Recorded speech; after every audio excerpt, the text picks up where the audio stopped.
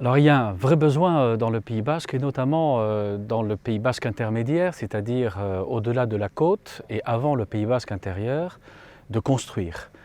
Beaucoup de personnes cherchent des logements et d'un autre côté, si on veut un développement économique, il faut également que des personnes puissent trouver un logement pour pouvoir venir trouver du travail au Pays basque. Il y a aussi un besoin très important d'accueil des étudiants. Vous savez qu'il y a un développement de l'activité universitaire sur le pôle de Bayonne-Bidart et par conséquent, il faut trouver une solution. Et puis, il y a également tous ces saisonniers qui viennent, tous ces apprentis, tous ces stagiaires qui, du fait de la rareté de l'offre de logement, n'arrivent pas à se loger, soit sur la côte, soit dans cette partie rétro-littorale que l'on connaît bien. C'est la raison pour laquelle il faut trouver des solutions. Mais en même temps, en effet, il y a au Pays basque notre volonté de préserver l'agriculture, de préserver les paysages qui sont exceptionnels. Et nous avons besoin de sanctuariser ces terres agricoles qui sont si importantes et qui font vivre des agriculteurs et particulièrement des jeunes agriculteurs. On entendait ce matin qu'il y avait dans certaines zones de France un recul de l'installation agricole. Ici au Pays basque, il y a de jeunes agriculteurs qui souhaitent s'installer. Il faut leur permettre de trouver des terres agricoles pour pouvoir développer leurs désirs et leur activité professionnelle. Alors c'est assez compliqué. Nous avons certainement quelques solutions. D'abord, il y a l'établissement public foncier local qui est là pour étudier toutes les opportunités qui peuvent se présenter dans les communes. Il faudrait que les maires soient extrêmement attentifs, effectivement, à des possibilités qui puissent ne pas partir dans le secteur privé ou être entre les mains de promoteurs, mais qui soient pris en compte par la collectivité publique, en particulier par l'agglo du Pays basque. Je crois que l'établissement public foncier local, et notamment l'Office foncier solidaire, qui permet d'alléger le coût de l'achat d'un logement par l'allègement du foncier, c'est une solution qui est possible. Et puis, il y a certainement à réinvestir dans le bâti ancien.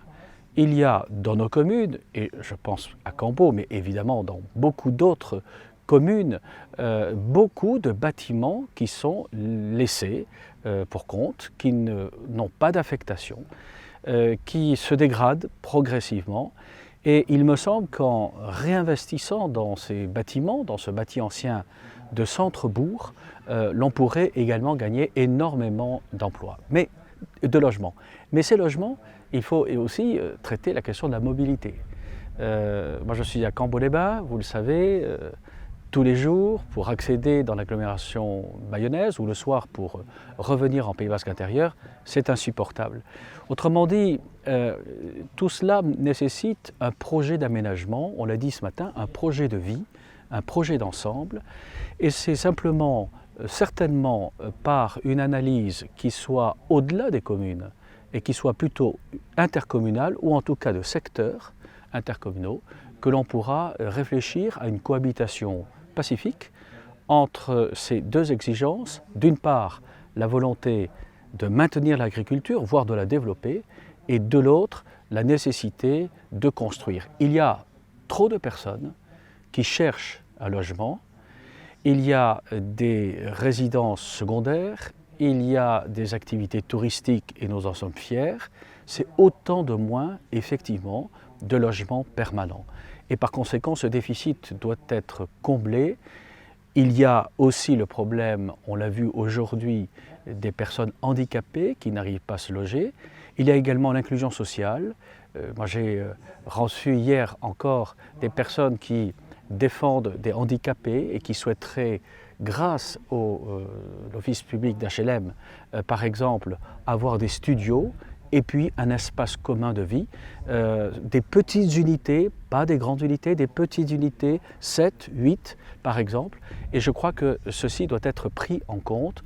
Effectivement, nous avons un déficit très important, non pas pour attirer des populations extérieures, mais pour simplement satisfaire les demandes actuelles au sein du Pays basque.